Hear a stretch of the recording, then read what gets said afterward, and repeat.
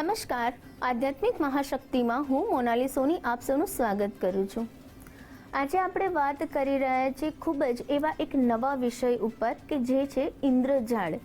ઇન્દ્રજાળ ઘણા લોકો માટે એક નવો શબ્દ હશે અને ઘણા લોકો જાણતા પણ હશે, પરંતુ જ્યોતિષશાસ્ત્રમાં ઇન્દ્રજાળનું શું મહત્વ છે, તેનો શું ઉપયોગ છે અને તેનો ઉપયોગ કેવી રીતે કરવો તેના વિશે આજે હું તમને જાણકારી આપીશ।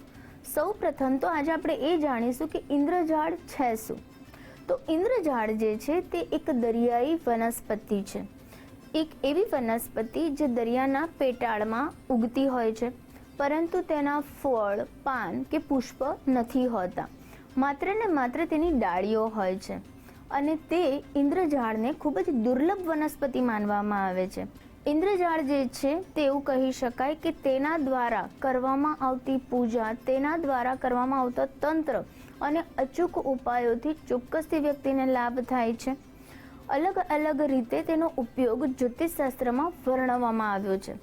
તેમાંથી વિશેષ રીતે કેટલાક ઉપાયો હું તમને આજે જણાવીશ કે તમે પણ તેનો ઉપયોગ કરીને તમારા જીવનમાં પણ તમે સફળતા પ્રાપ્ત કરી શકો છો, ધન સમૃદ્ધિ પ્રાપ્ત કરી શકો છો। ખાસ કરીને ઇન્દ્રજાળનો જે ઉપયોગ જે છે તે સંતાન પ્રાપ્તિ માટે, જાદુ ટોના તંત્ર નિવારણ માટે પણ કરવામાં આવે છે। ક્યાંક ને ક્યાંક તેનો ઔષધિ રૂપે પણ તેનો ઉપયોગ કરવામાં આવે છે। કોઈ પણ એવી નકારાત્મક શક્તિ, બુરી નજરનો પ્રભાવ છે તેને દૂર કરવા માટે પણ ઇન્દ્રજાળનો ઉપયોગ તમે કરી શકો છો, પરંતુ ચોક્કસથી તે ઇન્દ્રજાળ જે છે તે અસલી હોવી જોઈએ, તે પૂજા કરીને સિદ્ધ કરેલી હોવી જોઈએ। જો તે પ્રકારની ઇન્દ્રજાળનો તમે ઉપયોગ કરશો તો ચોક્કસથી અને ખૂબ જ ઝડપથી તમને તેનો ફાયદો થશે। સર્વપ્રથમ તો આપણે વાત કરીએ કે જે આ ઇન્દ્રજાળ જે છે તેને તમારા વ્યવસાયમાં ખૂબ જ સારો તમને લાભ અપાવે છે। તમારે સિદ્ધ કરેલી ઇન્દ્રજાળને એક ફ્રેમમાં જડિત કરીને તમારી ઓફિસની જગ્યાએ, તમારી વર્ક પ્લેસ ઉપર તમારે રાખવી જોઈએ। તમારા વ્યવસાય ક્ષેત્રે જો તમે ઇન્દ્રજાળ રાખો છો તો તે તમને ખૂબ જ ઝડપથી તેજી, ગ્રોથ તમારા જીવનમાં આપશે। તમારા વ્યવસાયમાં જો કોઈ કારણસર કોઈની નજર લાગી ગઈ છે અને તે વ્યવસાય ઠપ થઈ ગયો છે તો પણ ઇન્દ્રજાળ તમારા વ્યવસાયના ક્ષેત્રમાં રાખવાથી ખૂબ જ ઝડપથી તમારો વ્યવસાય જે છે તે પુનઃચાલુ થઈ જશે અને તમને તેમાં સફળતા પણ પ્રાપ્ત થશે।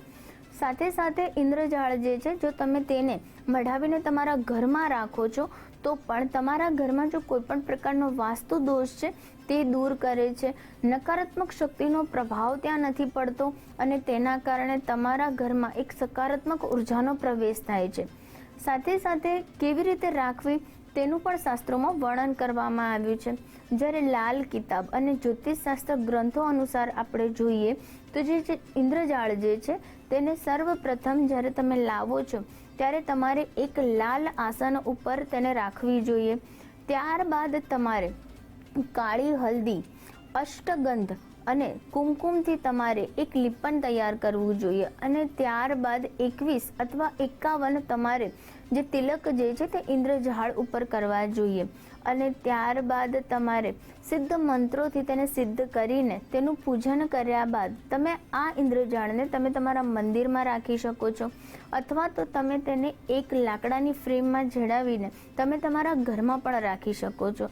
જો વિશેષ રીતે ઇન્દ્રજાળનું પૂજન કરીને સિદ્ધ કરીને તમે તમારા ઘરના સ્થાન ઉપર કે પછી તમારા વ્યવસાયના સ્થાન ઉપર રાખો છો તો તે તમામ પ્રકારની બુરી શક્તિઓને દૂર કરે છે। ખૂબ જ ઝડપથી તમને ખૂબ જ સારી એવી શક્તિઓનો પ્રભાવ અને આશીર્વાદ તમને મળે છે, જેના કારણે વાસ્તુ દોષ, નજર દોષ, તમામ પ્રકારની નેગેટિવિટી દૂર થાય છે અને વ્યક્તિના જીવનમાં ધન સંબંધિત જો કોઈ સમસ્યા છે તો તેમાં પણ તે વ્યક્તિને રાહત થાય છે। સુખ અને સમૃદ્ધિને પ્રાપ્ત કરવા માટે પણ તમે સિદ્ધ કરેલી ઇન્દ્રજાળ તમે તમારા ઘરમાં રાખી શકો છો, પરંતુ અચૂકથી તમારે તે વસ્તુનું ધ્યાન રાખવું જોઈએ કે તે ઇન્દ્રજાળ અસલી હોવી જોઈએ, સિદ્ધ કરેલી હોવી જોઈએ, તો અચૂકથી તમને તે પ્રકારની ઇન્દ્રજાળ રાખવાથી વિશેષ ફાયદો થશે। જ્યારે પણ દિવાળીનો કોઈ તહેવાર છે, હોળીનો કોઈ તહેવાર છે કે પછી નવરાત્રિનો કોઈ તહેવાર છે, આવા વિશેષ પવિત્ર તહેવારોમાં પણ ઇન્દ્રજાળને સિદ્ધ કરવામાં આવે છે। જો તો પણ તમને યોગ્ય કોઈ દિવસ નથી મળતો તો તમે મંગળવારના દિવસે શુભ મુહૂર્તમાં જો ઇન્દ્રજાળ સિદ્ધ કરો છો, તમારા ઘરે તેને લાવીને તેને સ્થાપિત કરો છો તો પણ તમને તેનો વિશેષ લાભ મળે છે. ઇન્દ્રજાળ જે છે તે સમુદ્રમાંથી પ્રાપ્ત થનારી વનસ્પતિ છે.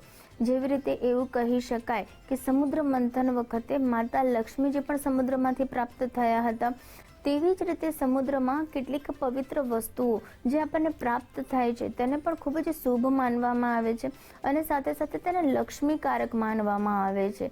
એટલે કે સમુદ્રમાંથી પ્રાપ્ત થનારી ઇન્દ્રજાળ એટલી પવિત્ર છે કે માત્ર તેને તમે ઘરમાં રાખો છો, તમારા મંદિરમાં કે કોઈ પણ એવા પવિત્ર સ્થાન ઉપર રાખો છો, તેની પૂજા કરો છો તો પણ વિશેષ રીતે તે તમારા ઘરમાં ધનલક્ષ્મીનું આગમન કરાવે છે, જેના કારણે તમારા ઘરમાં બરકત આવે છે, દરિદ્રતાનો નાશ થાય છે. ઇન્દ્રજાળ જે છે તમે તેને મંગળવારના દિવસે સિદ્ધ કરીને તમે તમારા ઘરમાં તેને સ્થાપિત કરો છો, પછી વારંવાર તેને સિદ્ધ કરવાની જરૂર નથી રહેતી. પરંતુ ચોક્કસ એ દિવાળી છે, નવરાત્રિ છે કે કોઈ પણ એવો સારો દિવસ છે ત્યારે તમારે ઇન્દ્રજાળ સમક્ષ એક ઘીનો દીવો કરવો જોઈએ અને હલ્દી અને કેસરનું તિલક કરવું જોઈએ.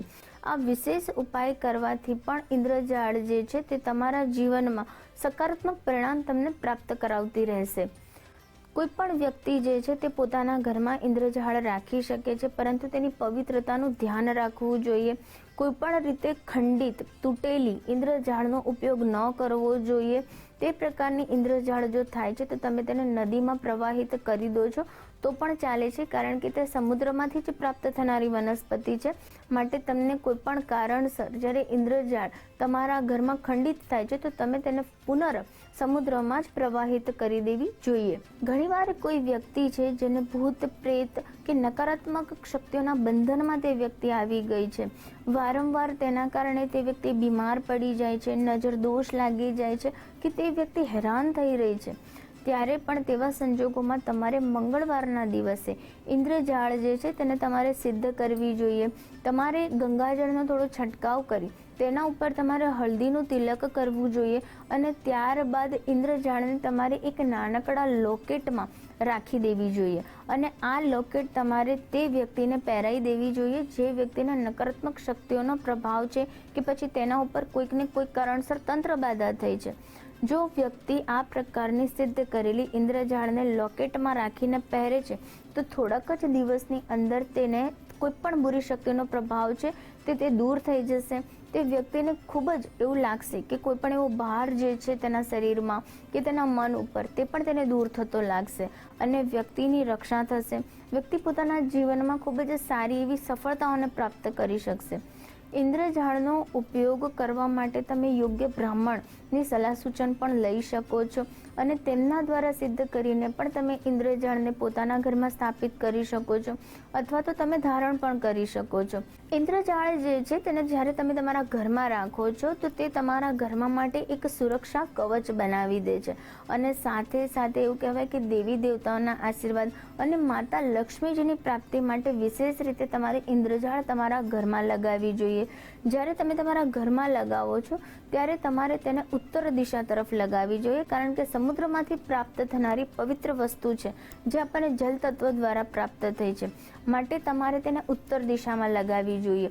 ઉત્તર દિશા જે ધન ધાન્યની દિશા છે, તે પ્રગતિની દિશા છે, સફળતાની દિશા છે, માટે આ દિશા તરફથી સકારાત્મક પરિણામો પ્રાપ્ત કરવા માટે પણ અચૂકથી તમે ઇન્દ્રજાળનો ઉપયોગ કરી શકો છો.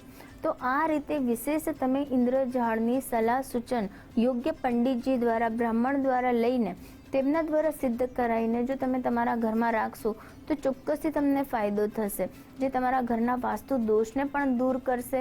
કોઈ પણ આરોગ્ય સંબંધિત તકલીફ છે તેમાં પણ તમને શાંતિ થશે અને તમારા ઘરમાં માતા લક્ષ્મીજી જે છે તેમના આશીર્વાદ રહેશે.